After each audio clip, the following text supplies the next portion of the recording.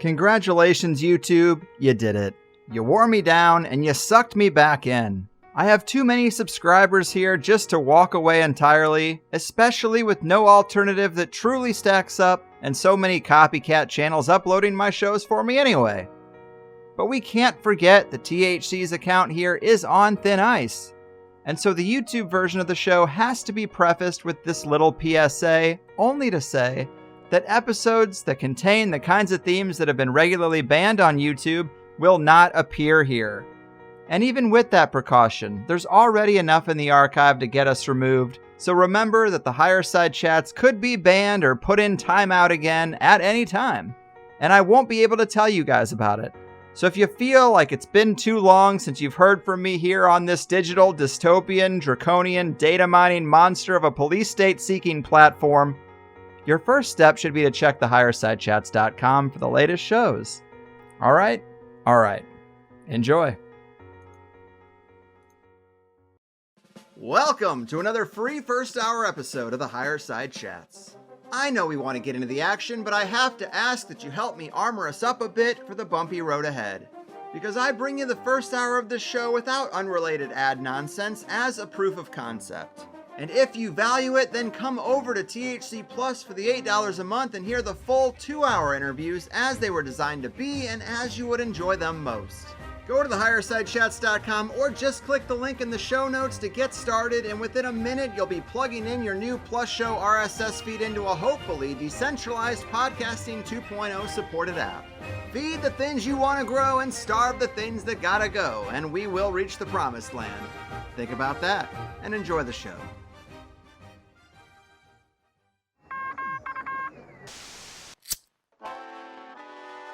In the 1930s, President Franklin Delano Roosevelt addressed the nation through a series of radio broadcasts known as the Fireside Chats. His aim was to reassure the common man that our society would recover from its troubled times. Well, we're far from 1930, and I deal with a different kind of fire. For a new era of worldly frustration, we offer a fresh conversation. I'm Greg Carlwood, and these are the Higher Side Chats. Hey, all you cool cats and kittens from sunny San Diego, I'm Greg Carlwood, quickly trying to get my seat and tray table in the upright locked position as we are clearly making our descent. The late night clowns tell more tired Trump jokes and do synchronized syringe dances as the daytime talking heads tell you to ignore the turbulence and the obvious smell of smoke.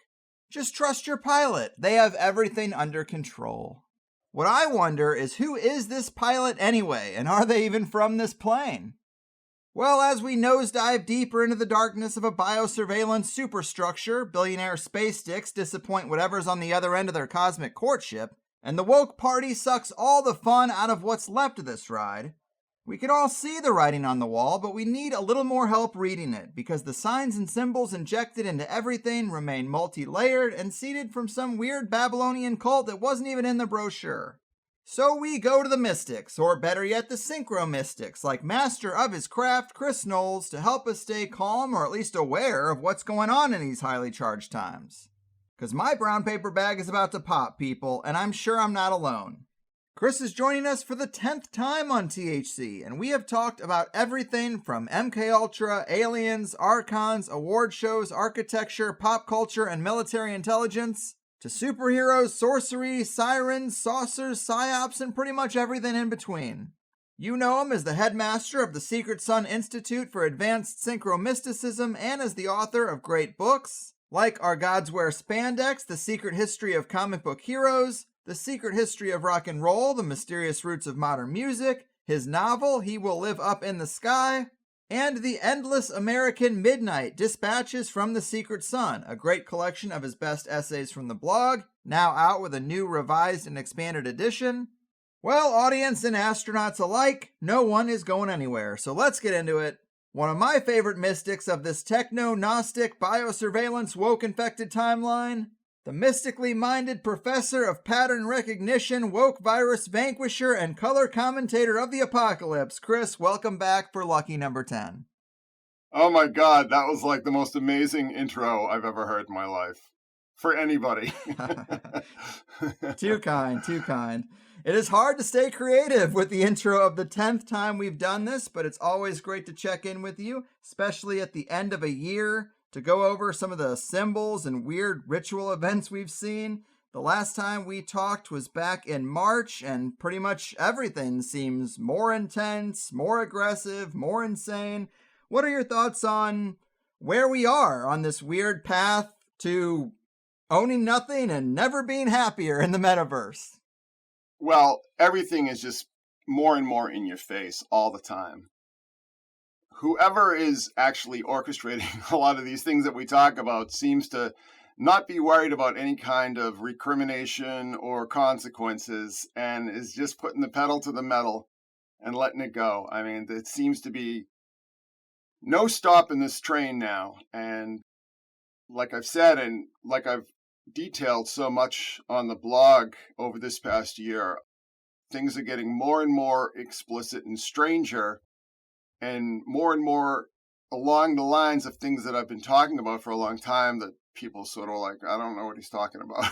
What is this? What is this Mithras thing? I don't know what that is. I mean, all these sort of things that I was pointing at for a long time, and they're just becoming more and more obvious. And we start to see like these grotesques being installed, such as, well, the news today is at the UN, they have that winged jaguar that looks like a ayahuasca nightmare. We have the We Come in Peace, that grotesque monster, alien demon that was on the roof of the Met during the Met Gala a couple years ago and now is installed in the National Mall of all places. We have the Medusa installed at the courtroom in New York that we've talked about before, and now we have the Squid lady in Dallas, not too far from Dealey Plaza, and the giant Lucifer statue at AT&T. So things are getting very open, What was once hidden is now becoming revealed. Yes. As you say, it's full steam ahead, full court press, and it does kind of seem rushed to me. Like the tech isn't ready, the sales pitch isn't even very good. It's so heavy-handed that even the non-suspicious seem like they're getting a little suspicious. So that's a silver lining. But man, I've heard you say recently that the world is not run by science, it's run by sorcery. And you've been using the term sorcerarchy, which I like. Always love a good term.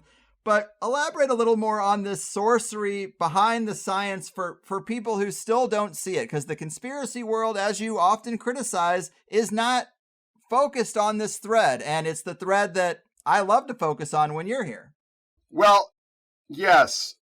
There's a line of thinking in the conspiracy world that I find very irritating, and that, there's super science being hidden and the super science being worked, and these people have the powers of gods, and transhumanism is in full bloom and everything. And I always think that, like, if transhumanism is really working, like, why do people like Bill Gates and George Soros look like dried up raisins? You figure there would be some kind of technology to make them look a little less decrepit.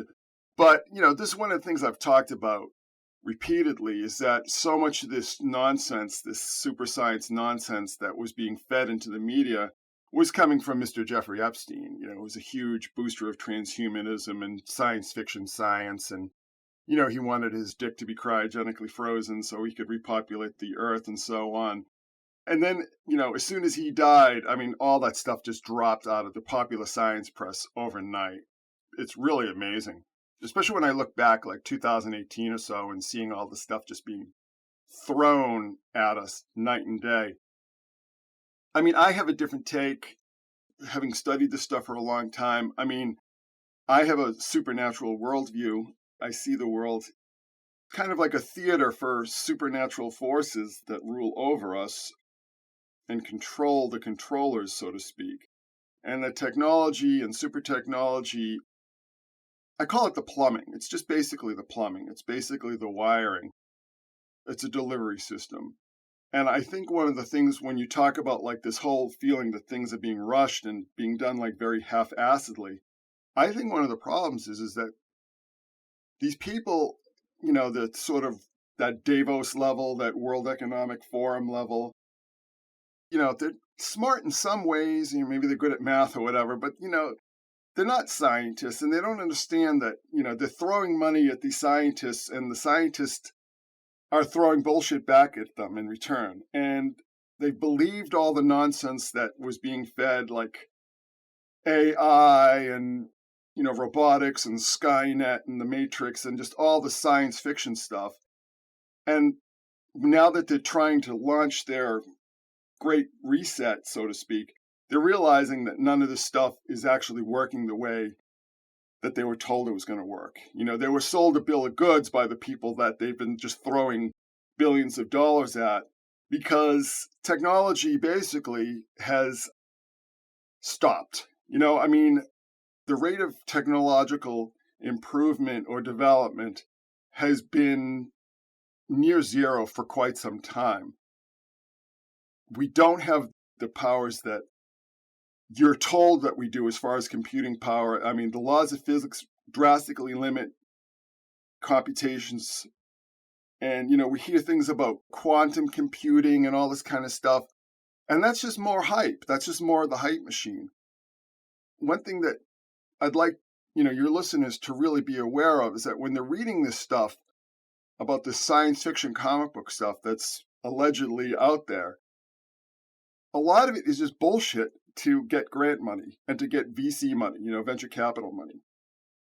And that the actual science that's available is much less than we're led to believe. And actually the science that we do have, the technology that we do have, can't do what we're told it can do. Mm-hmm.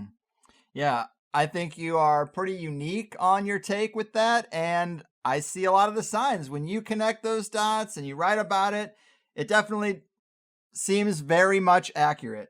And when it comes to what this secret sorcery cult is, or the sorcerarchy, you've been very critical of those who call it Satanism or Luciferianism. We have others who call it a Saturn death cult, but you are more inclined to say at its core that it's a Mithraic cult. And we've talked about Mithras being the true hidden figure that is the Statue of Liberty and is behind that statue at Rockefeller Center.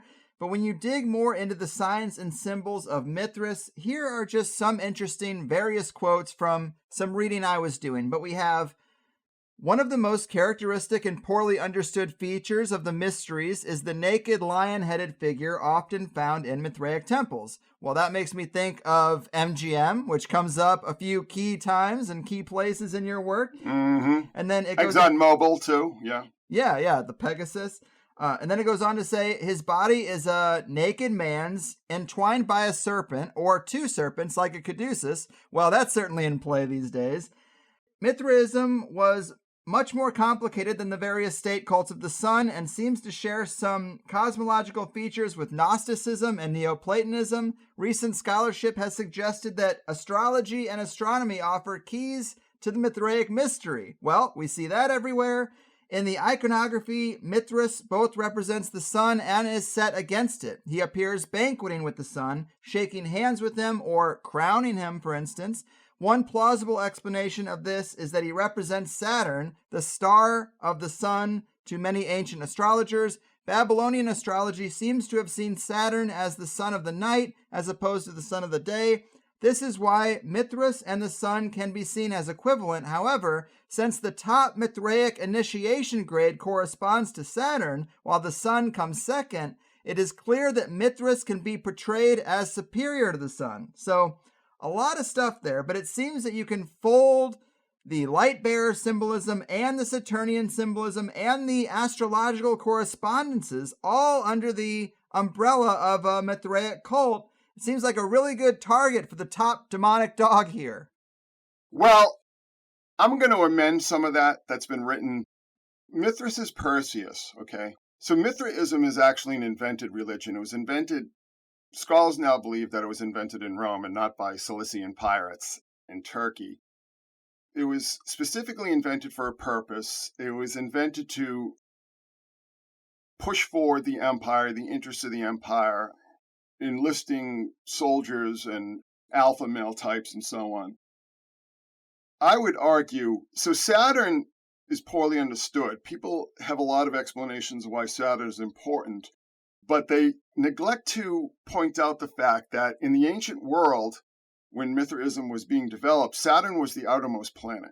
Mm-hmm. Okay. So Saturn is the gateway to the stars, because the whole idea, and we see this, for instance, in the Great Pyramid, right? Like the shafts pointing at Orion and Sirius.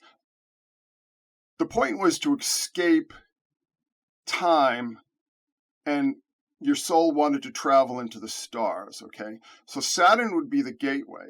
And the reason why Mithras is important is that if you look at a star map, you'll see that Mithras is rising above the ecliptic, okay? And the ecliptic is where the sun rises, and that gives us the zodiac, and the signs of the zodiac. That gives us astrology, right? So Perseus is rising above the zodiac, which means he's escaping time, and he's escaping the gods, and he's escaping the archons, okay, which is the planetary influences. So he's rising above that and ascending into heaven, and heaven is the northern part of the celestial sphere, and that's where Cepheus is, and Cepheus is the gardener, which gives us the Garden of Eden and so on. So Mithras escapes the bounds of time, and that's why we have, that lion-headed figure represents eternity and timeless time. You're escaping the bounds of temporality. You're becoming immortal. Your soul is becoming immortal in the stars. So that's really the basis of this symbolism. So Saturn is the gateway to escape the influence of the archons and head out into the freedom of the stars, and so to speak.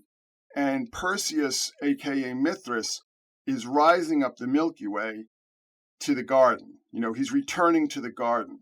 And that's why this symbolism was so potent, and I think remains potent, because Perseus is an interesting figure in that Perseus gained his power through technology, essentially. He was given power from the gods. He was given tools to carry out his missions. This makes him unique among these ancient heroes, because he had an entire arsenal of them. You talk about Pegasus. Pegasus was given by the gods. His helmet was given by the gods, his shield, and so on and so forth. So I think that when Mithraism was revived in the mid-19th century, it was during the Industrial Revolution, when technology was very much of primary interest. It was primary interest to, basically the Masonic ruling structure, particularly in Britain and France and so on. So this is why I think that this symbol that was laid dormant for quite some time was kind of revived. And that's why, you had mentioned Statue of Liberty and Prometheus, and then the famous Lucifer at AT&T. And, there's just a number of these kind of things. I mean, one of the things that I recently found out that just absolutely blew my mind is that Mithras's cap is on the official seal of the United States Senate. Mm-hmm. All right. So right, it's the just Smurfs cap for people who don't have the visual in mind. Yes. And that was given to all these figures like Lady Liberty and so on in the 19th century. So this symbolism has been seeded into the public consciousness for quite some time. And it is, again, it's a technological dream. It's a technological fantasy of achieving immortality through technology. And this ties back to all the work that I've done with Lucifer's technologies, because Lucifer's technologies is going to focus on AT&T, right? And the Bell system, and we've discussed this before.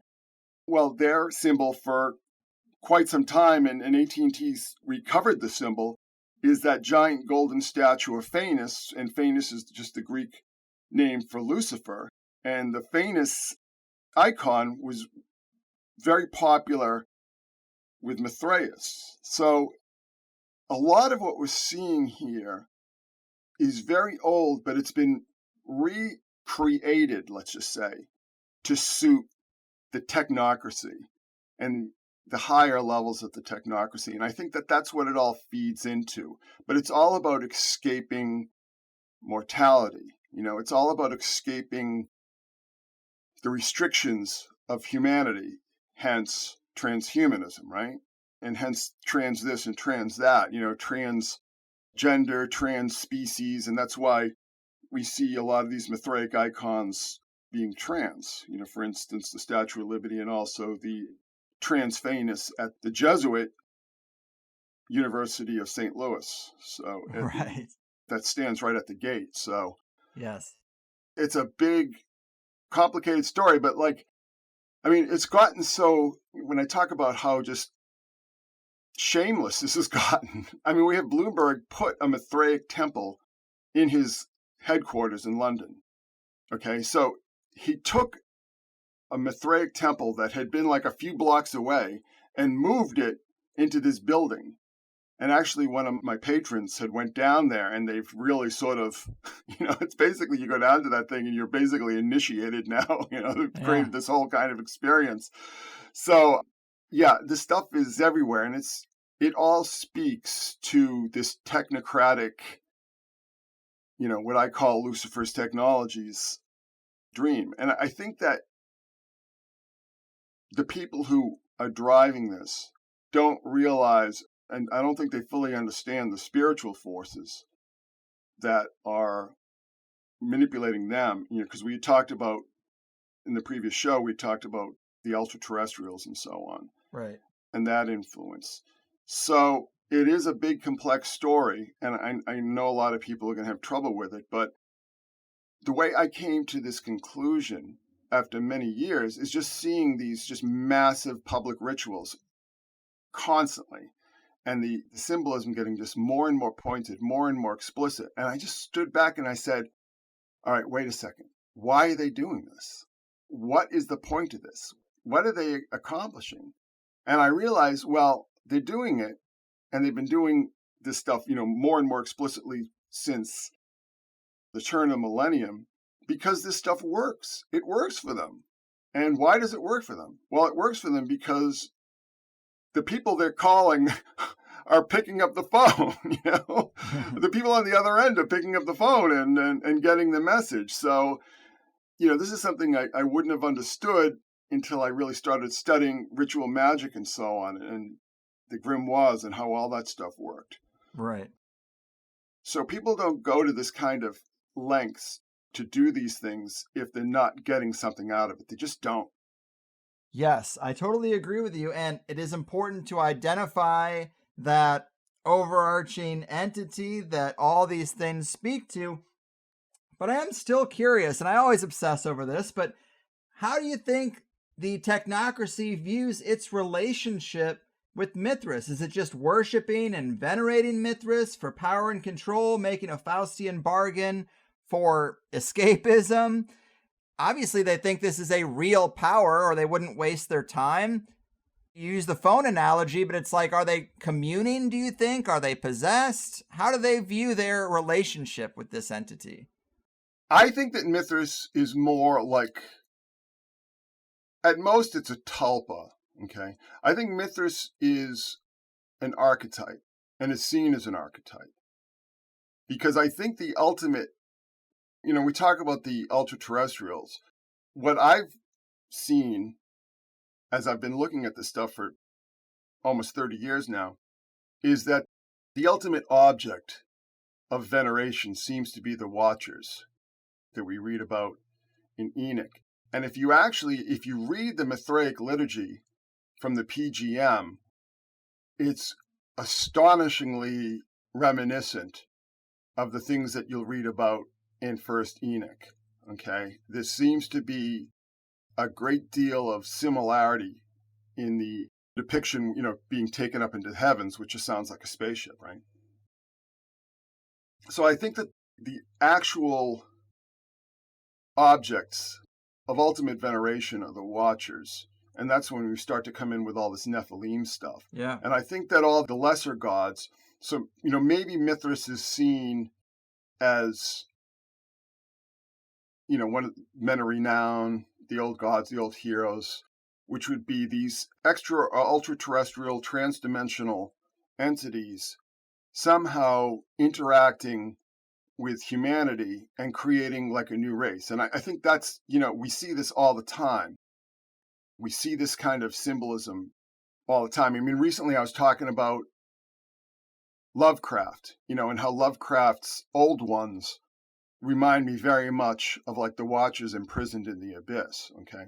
So I think that what this all points to, as far as my understanding is somehow piercing this veil that will allow what the author of Enoch called the Watchers, many names, old ones in this whole Lovecraftian thing, which is all taken from Alice Bailey. And she had this whole thing with the Grand White Lodge on Sirius and so on and so forth. So I think that the ultimate goal, and I mean, even Crowley talks about this. I think Crowley sort of like said the quiet part out loud, right? When he said that, humanity's only hope is to contact these extra dimensional beings. He didn't use that exact term, but he said, our only hope is to contact these extraterrestrials, ultra-terrestrials, and somehow commune with them. That will be our salvation.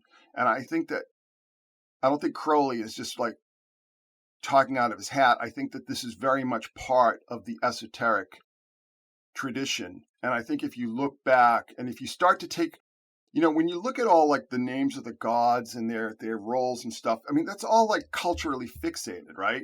Because first of all, a lot of the names are just titles, right?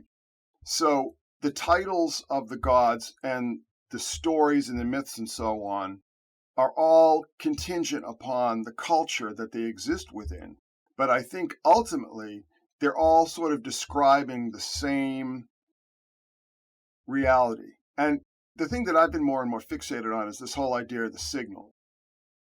There's a signal coming into our reality that we're picking up on, and people read it in different ways, and that's how they come up with these various pantheons and these various descriptions of these various gods and so on and so forth. I mean, they're picking up on the same signal and the same, almost like the same kind of impulses, but they're using their own language and their own culture to define it. Mm-hmm.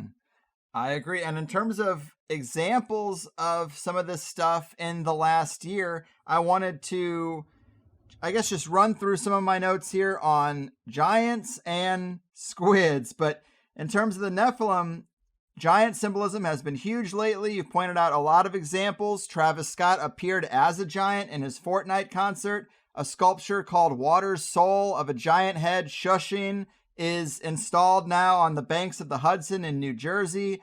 And you captured a headline about a giant statue that's going to be doing a tour of 21 cities around the world for some reason. And there is a story that you captured the headline for that said, Syrian children have faced war and famine. A giant puppet named Little Amel is telling their story. So that's all strange. And in terms of the squid, this is another example of replacing old statues with new ones. There's this squid-headed statue in Dallas you mentioned earlier that was put up after a Confederate statue was taken down. And in the cultural zeitgeist, Squid Game was clearly the most popular show this year. And as I learned from your blog, in the 2019 Super Bowl halftime show, when Travis Scott came crashing down from the heavens on a meteor, he was introduced by Squidward from SpongeBob, or as you call him, Squidward Thulu.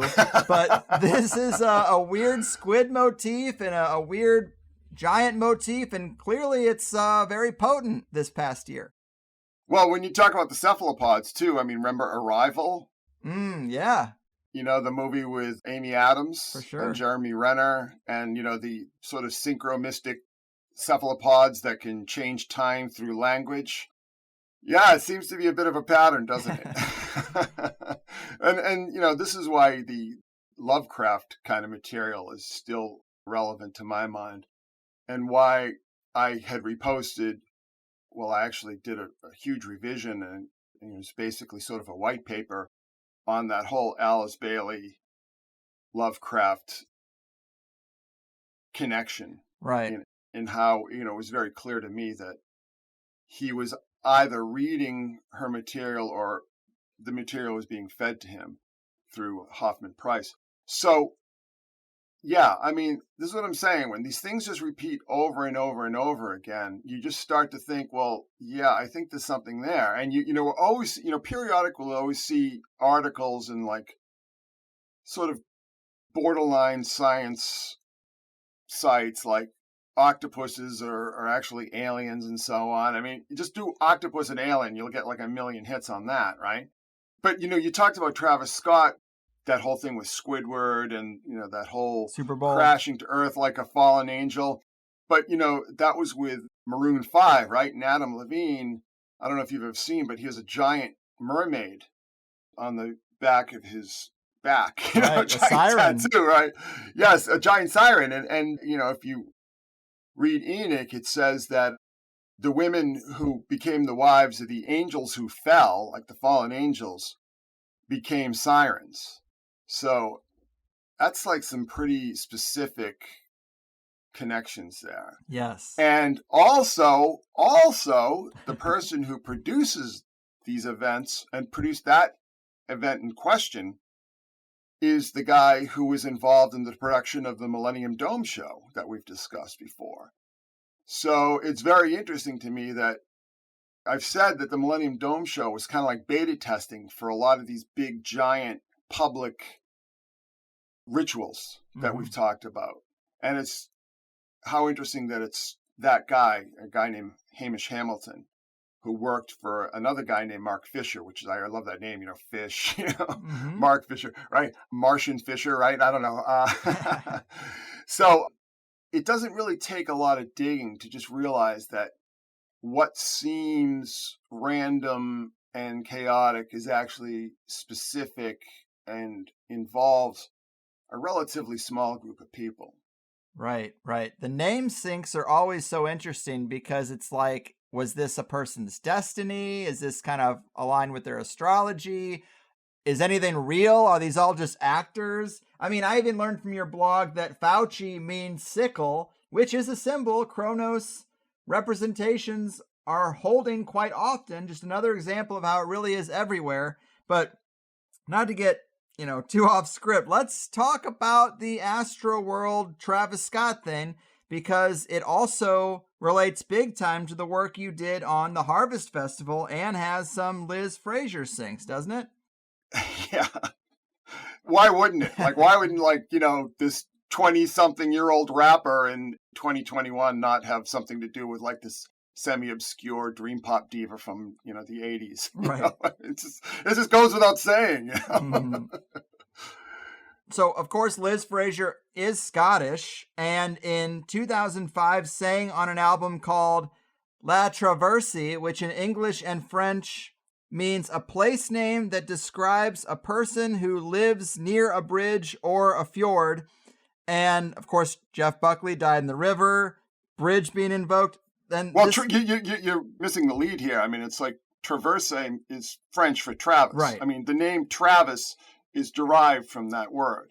Yeah, note, as it says in my notes, note the meaning is to cross. So as in cross-dimensional gateways, and the symbolism was all over that concert too. And remember Nibiru, right? The whole thing with Nibiru is the planet of crossing. So crossing over, crossing the threshold, crossing the bridge, crossing the dimensional divide, let's just say. Yes, and there was a lot of weird portal symbolism to that show. It is hard without the visual sometimes, but even just going into his mouth in the same way that invoked that piece of artwork, just the name, Astroworld, I mean, it's right there, heaven and earth.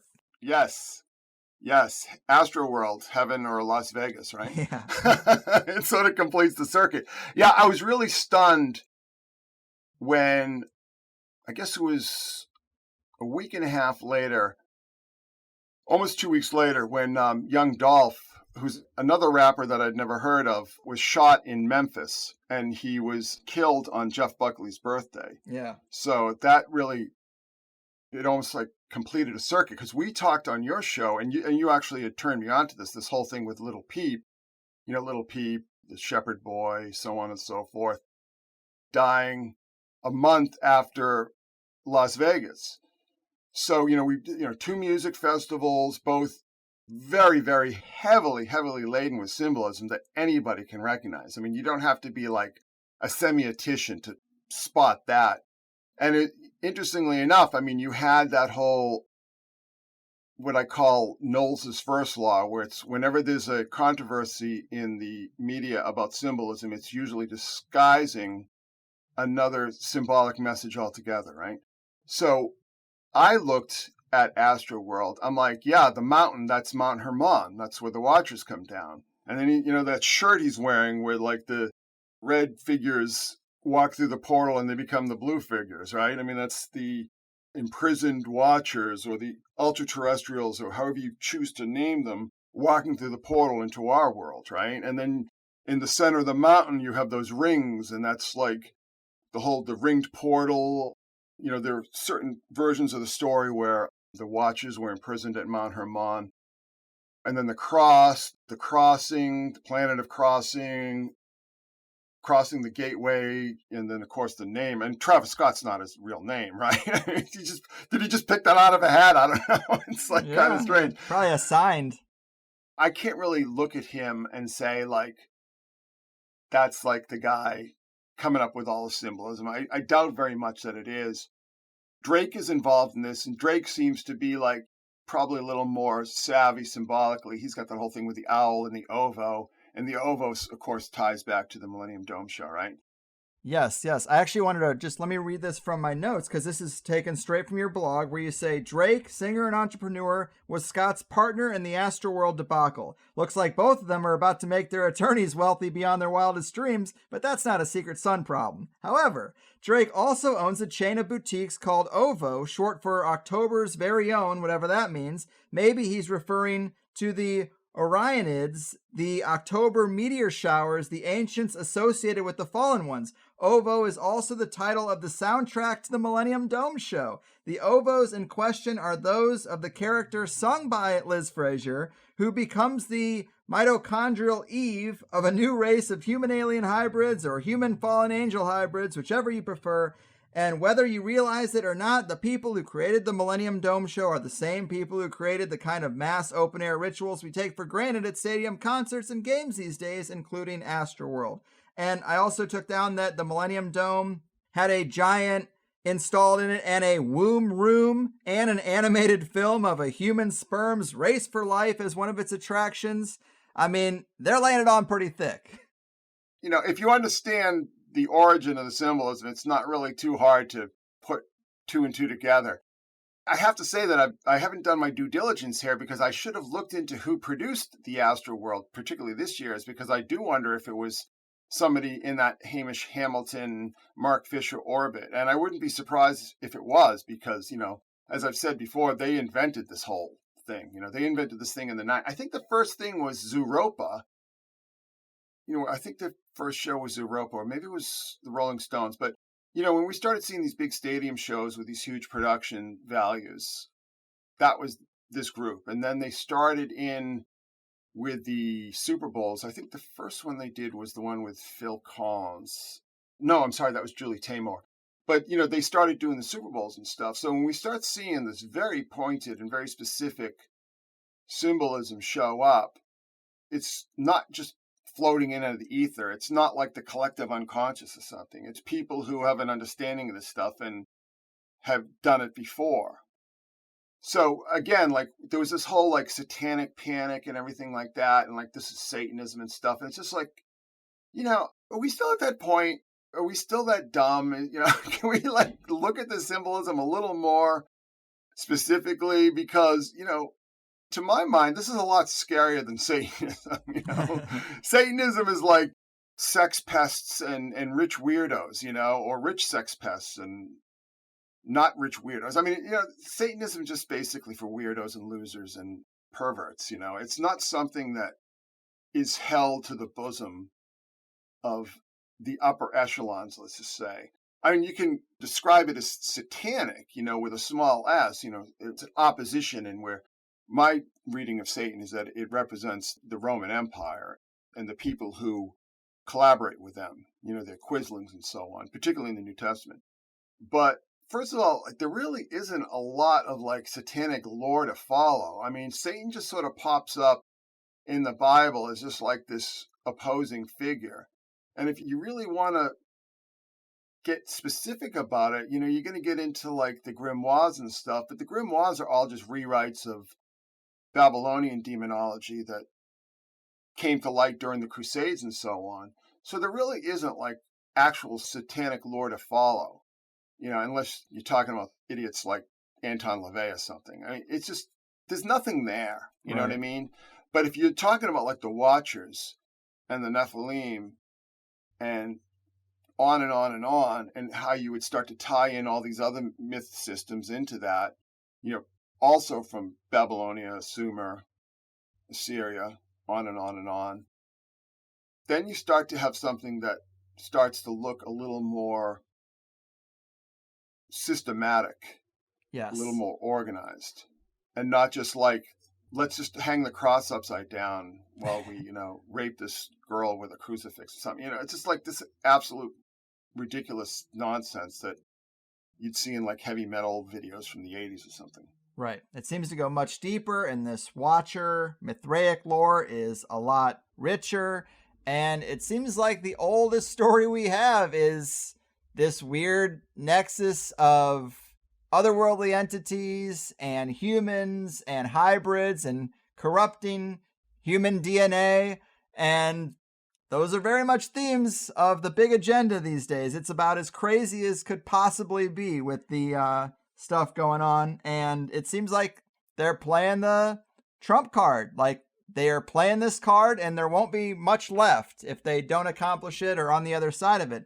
But another weird event this year was the Egyptian parade of 22 mummies. You covered this on the blog a couple of times. One in a post called Smells Like Freem Spirit, which I like because we have Freemasonic overtones. And these mummies died in Luxor, hitting on that theme again. But to wrap a big synchromystic ribbon around a lot of this stuff so far, you write, the 1-2 punch of Astroworld and the death of young Dolph was followed by the parade of the 22 pharaohs in Luxor, which itself followed on 22 men being condemned to death that very morning by the Egyptian government.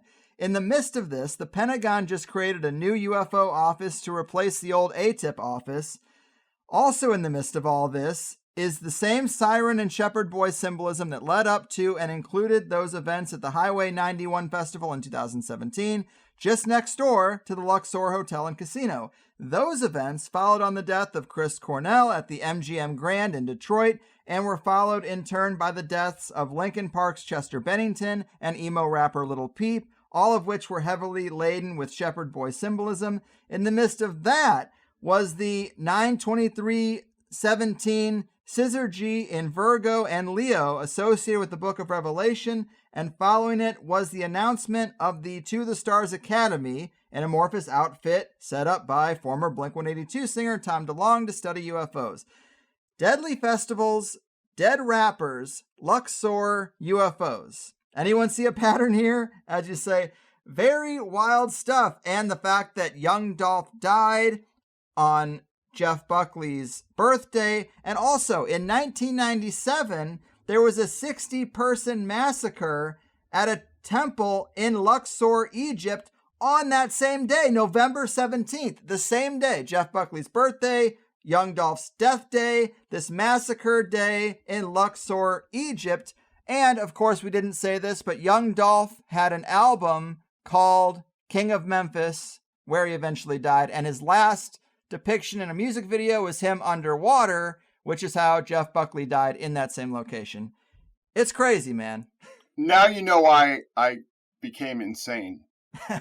Now it's just like, why I just like popped a cork in like sort of a Lovecraftian narrator's manner, because it's just like, I'm going to add another thing, another log to the fire there. The new UFO desk that was announced in the wake of Astroworld was shepherded, no pun intended, by Kristen Gillibrand, a senator of New York whose father was part of Nexium. Oh, shit. Yeah, so there's a Nexium tie-in there, and there's Nexium tie-ins to Mexico and sex trafficking, and there are Nexium tie-ins to Epstein, and we have Ghislaine on trial now, and Ghislaine has the connections to Jack Parsons. Right. Tell us about that connection. I heard you mention that recently on another podcast, but that is an interesting connection. Okay, so Didn't I talk about this on your show? I thought I did. Well, I smoke a lot, so it's possible. There goes the short-term memory, man. Right. Okay, so Ghislaine's sister, Christine Maxwell, is married to Frank Molina, who is the son of Ed Molina, who is Jack Parsons' partner in Jet Propulsion Laboratories. So there you go. Yeah, it's a small world. Yeah. Well, another thing I want to tie in when we start talking about Jack Parsons was the connections with Altamont. And Altamont, brings Kenneth Grant into the story, and Kenneth Grant brings, his patrons, the Getty family, into the story. And the Gettys, Ivy Getty, had a big wedding, in the midst of all this madness, I think the weekend after Astroworld. And Earth, Wind, and Fire played at her wedding reception, and Earth, Wind, and Fire also played at Astroworld. And just in case that isn't insane enough, she had requested that in lieu of gifts, that donations be made to Best Friends Animal Society, which is the organization that grew out of the Process Church of the Final Judgment. Jeez. Okay? And the day before that, the Empire State Building was lit up in red, and it looked very, very demonic, ostensibly in honor of the Clifford the Big Red Dog movie, but the lighting was sponsored by the Best Friends Animal Society. So why are they connected to the Getty family and to the Empire State Building on 33rd Street, by the way? I worked in that building for a number of years. What's going on there? It's just absolutely insane. It's just, like I said, when you start to peel away all the distractions and the red herrings, you start to see like a very tight circle of people. So Altamont, the inferences that I was making there is that Altamont means high mountain. And of course, Travis Scott had the mountain as the main stage set for Astroworld, right? And Altamont had ended notoriously in terrible violence because the Hells Angels were basically just beating people up. And I think like 5 or 6 people were killed. One person was killed on camera. So like Mountain Hells Angels, Mountain Fallen Angels, it's kind of making the connections here. But the murder that happened on film happened while the Stones were playing Sympathy for the Devil, which was a song they had written on the direction of Kenneth Anger, because Kenneth Anger had sort of insinuated himself into the Stones circle because Kenneth Anger had a lot of money from the Gettys and the Ford Foundation. Just ponder that for a moment. And actually, the Gettys and the Ford Foundation were giving him money to make Lucifer Rising, okay, which he didn't finish till 1980 because he's Kenneth Anger, and that's the way he rolls. So Kenneth Anger connects us to the Gettys. We have the Getty wedding. Kenneth Anger also connects us to Ghislaine. Ghislaine, through a number of steps, and I'm sure we can connect them much quicker. I haven't looked to see Kirsten Gillibrand's connections to Ghislaine, but I'm sure they're numerous. So yeah, there's a very tight circle being drawn here.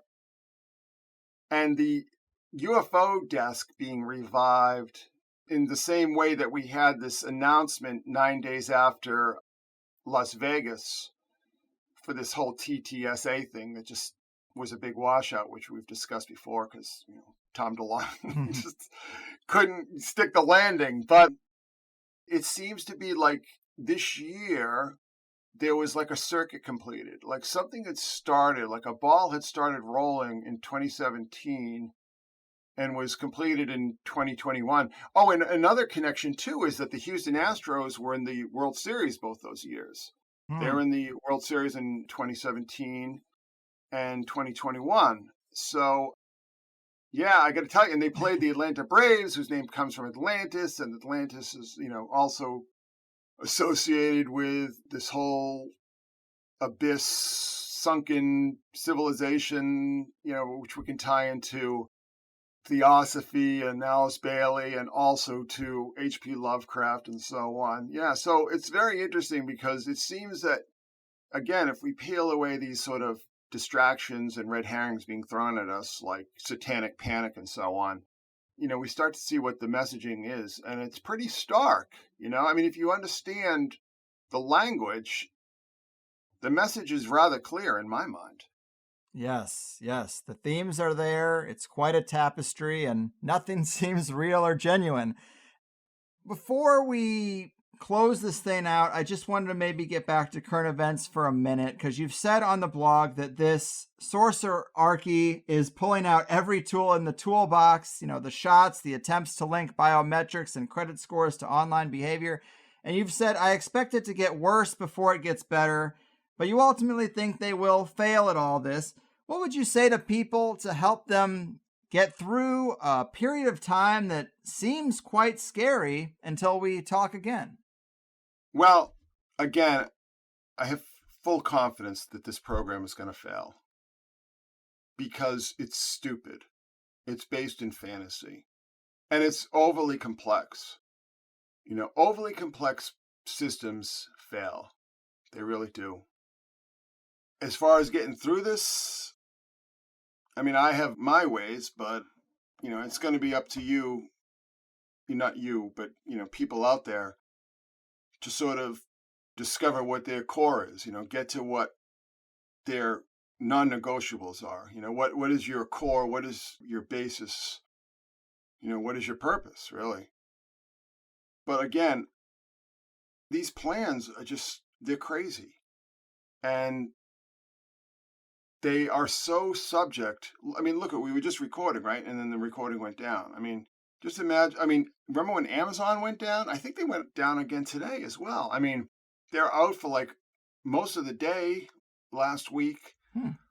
That's a sneak preview, because not only are we going to have like these overly complex systems failing, but we're going to have people, probably state actors, going online and just trying to crash these systems.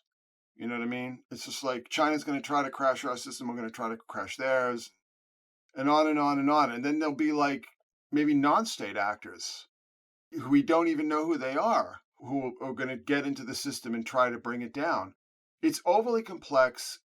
It's intrusive. It's invasive. And it's based in just utter science fiction fantasy. It cannot work. It can't work. So that's your light at the end of the tunnel. How you want to get through the tunnel yourself, that's going to be up to you. But I'm just telling you right now, I mean, Gordon has been telling me this for years now. It's like these plans cannot work. I mean, actually, I think when we did that show, on COVID a year and a half ago now, he's saying that, like, this stuff is not going to work. Yeah. It's not going to happen. It's not going to work. And just the fact that, the people running it are just so old and senile. And that's another reason. So, in the meantime, simplify your life, cut your expenses, get ready to, if you need to just bug out of your present situation, do so. Just get down to your core, just become, like a warrior, develop that kind of warrior mentality. Yeah. Of a Ronin, let's say, be prepared to become a Ronin, because you may have to, in order to survive the collapse of the system. I mean, I hope we have a soft landing, and maybe we will. I mean, maybe cooler heads will prevail, and sensible people will say, like, all right, let's just stop this. This is not going to work, Let's just put these people in homes and get them away from the computers and get back to, like, semi-normal living. Yeah. But yeah, I mean, it's just not going to work. They're going to be putting way too much stress on the internet, on the infrastructure, on the phone lines, on the cable lines. It's just too much going on, and it's just not going to work. Just accept that, and just, again, get down to your basic core and realize that I genuinely believe there's a light at the end of the tunnel. Well said.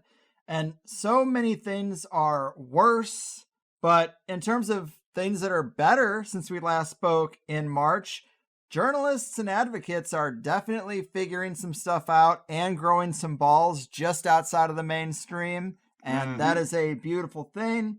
And we know the ritual never, ever ends. And That's not so bad, because I do love talking to you about the latest chapters of it. And let's leave people with a reminder about that new revised and expanded edition of the Endless American Midnight and a pitch for the Patreon, because you do churn out a lot of really great stuff there. It is hard to keep up, but what should they know?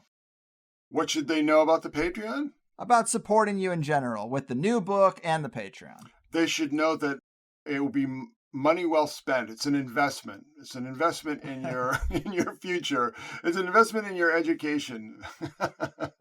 No, we do a lot of very interesting work on the Patreon, and I have just so much material that I've just been stockpiling up for it. And again, there's just so much going on. There's just so much to draw from the news every day, and it's a good group of people. I'm very pleased. I have very good fans. The people who I like, the people who I'd like to have a beer with. They don't scare me. So that's a good thing too. I mean, you want to feel like you're reaching people who are sensible, mature adults, and I can definitely tell from the group on that, my patrons, that is definitely the case, and that is extremely gratifying to me. Yes, I agree with that sentiment. Well, Chris, you are the man. Obviously one of my favorite folks. Always a depressing pleasure, but take care out there. Depressing pleasure. Oh, Lord. Oh, Lord, indeed. Revisiting the never-ending ritual with the Synchromystic Sage of the Secret Sun blog. Definitely one of my favorite THC guests of all time. Always a pleasure to have him back. And it's always fun presenting you, dear listener, with the latest layers of the conspiratorial Synchromystic cake. A lot of people still say the Song of the Siren episode we did is one of their favorite podcast episodes ever, and most of the ones we've done since then tie in some way as well. And of course, his take on the Roswell working and Lucifer's technologies are also some of my favorite threads. But I knew we would most likely be a little all over the place here, so I wanted to make sure the first hour closed out with that last quote that I read. Deadly festivals, dead rappers, Luxor, and UFOs. Anyone sensing a pattern here? Because Chris really has picked up on something pretty specific and interesting, and it seems like some sort of ritual has repeated. And themes that shouldn't relate to each other do in this strange tapestry of tragedy. You might even remember the weird elements to the Stephen Paddock thing, where that he worked for the NASA contractor that supposedly made the faulty O-ring for the Challenger. And there were reports that before he fired on the crowd, supposedly, there were shots fired at a Janet airplane. Janet Air, the unmarked airline that takes people to their jobs at Area 51. Just another non-existent terminal, as they say. I don't know. I'm not 100% on if those are vetted elements of the story, because it is so hard to know what's real anymore. But it's odd that we get movement on official government UFO operations right after these strange strings of events. Good eye on Chris for finding this pattern, because it is so weird. Funny, at one point in the second hour, we were talking about Robert Anton Wilson. I was trying to think of the name of the book I was referring to, and I think I said Sirius Rising, but the book I was referencing is actually Cosmic Trigger, though he did write Prometheus Rising, which is a hit for today. And in the description of the book, Robert Anton Wilson says, "We are all giants, raised by pygmies who have learned to walk with a perpetual mental crouch. Unleashing our full stature, our total brain power is what this book is all about." And I just found it funny that in the one-sentence description, of course he mentions giants, out of all the infinite things he could have said.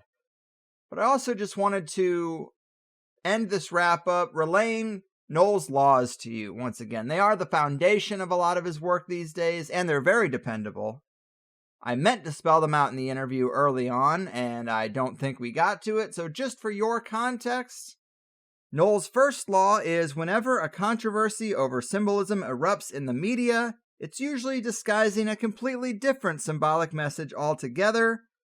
Knowles' second law is the old blood sacrifice state cults will be reestablished under the cover of woke. And his third law is the old statues currently being torn down will eventually be replaced by the icons and idols of the new old state cult.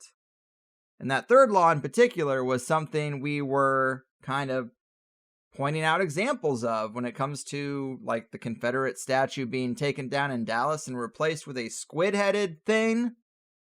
Whatever that is, but it's perfect for a Chris Knowles blog post for sure.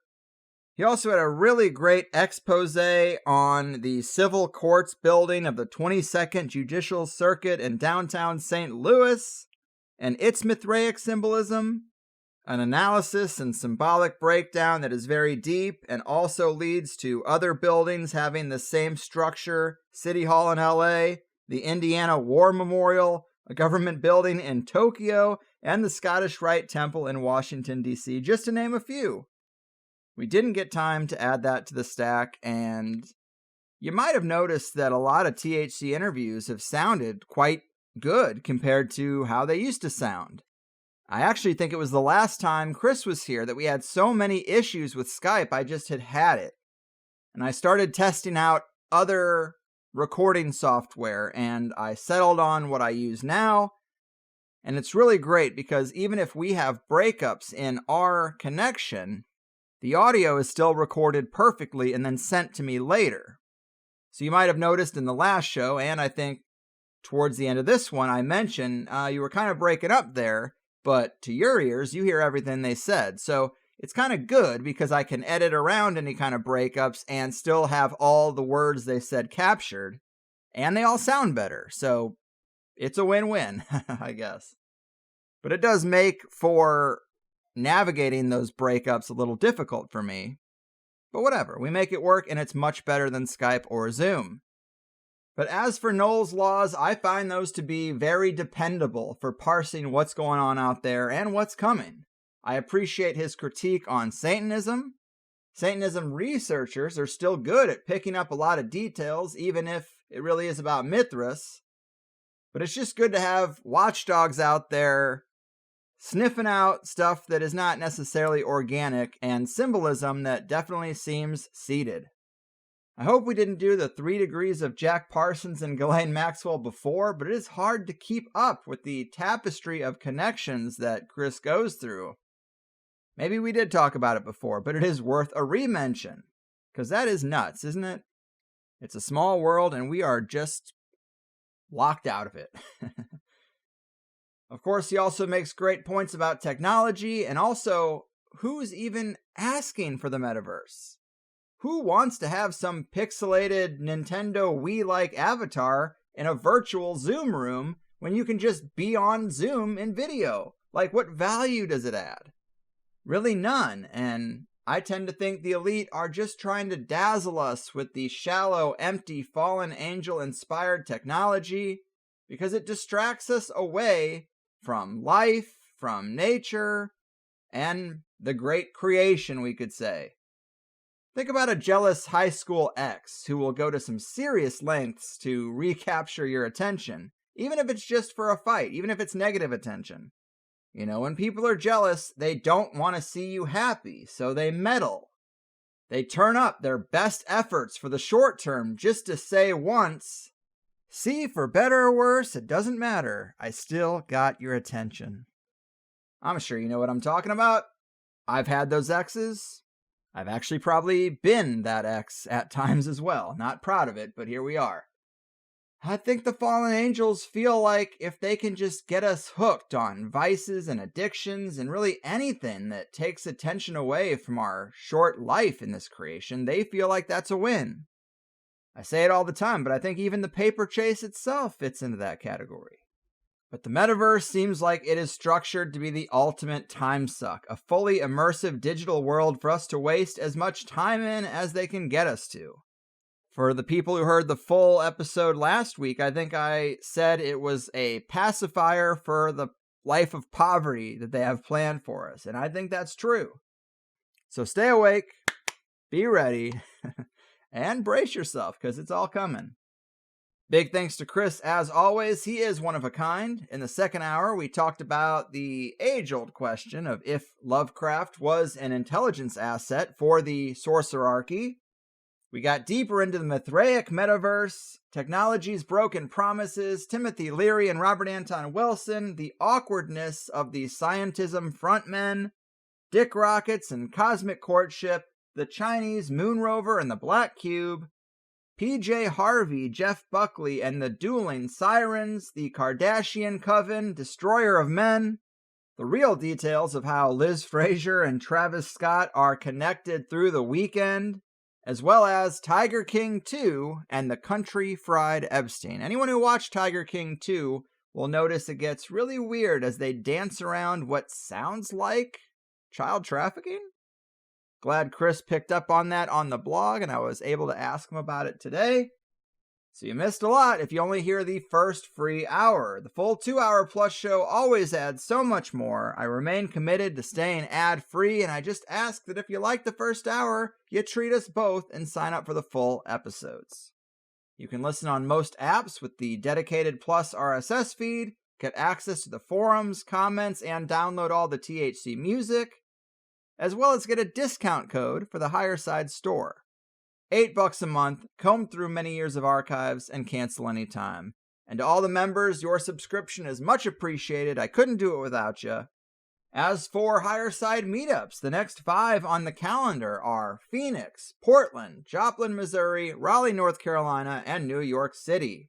Check the calendar at highersidemeetups.com for details, and if you want to find the others in your area, making your own meetup is super easy too. Don't be shy.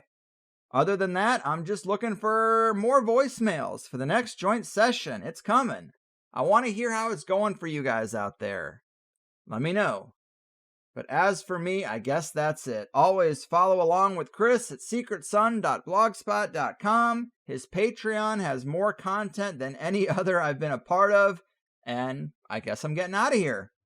Enjoy the holiday. I've done my part. Your move, ritual writers, woke virus spreaders, and secret keepers of the sorcerarchy.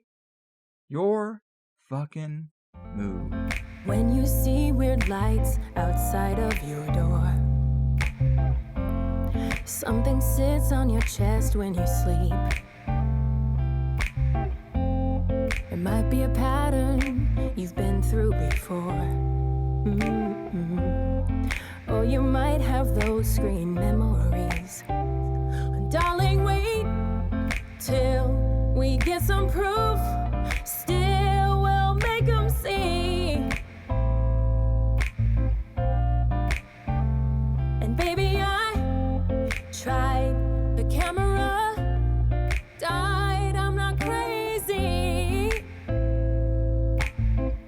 I'm thinking about how people can't get free from mysterious grace. It's getting just a bit out of hand.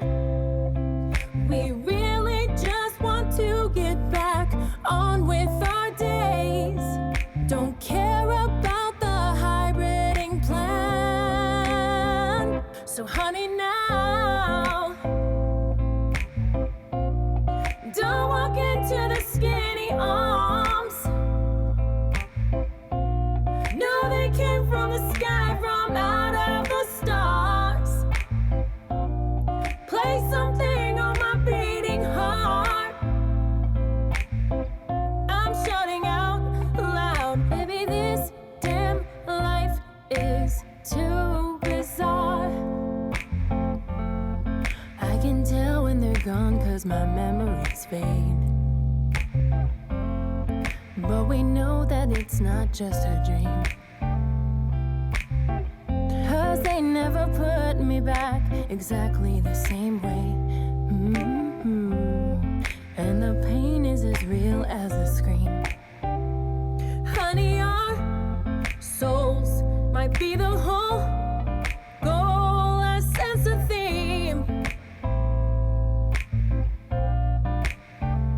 The higher side chats has covered all that we're breaking free. I'm thinking about how people can